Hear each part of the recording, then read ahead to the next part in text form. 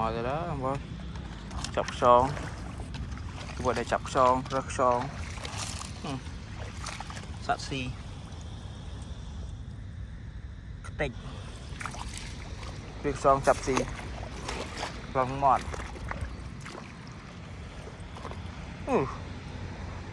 Lại băng ấy thì bộ sáu ông bồn này bơ khơi ở đó này sau 4 5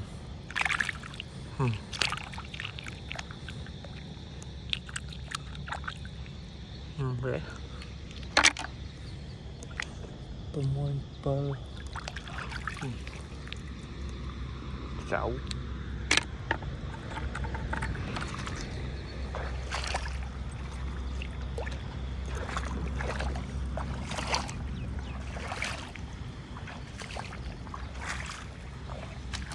khăn này phải chứ đâu đạt máu được khăn này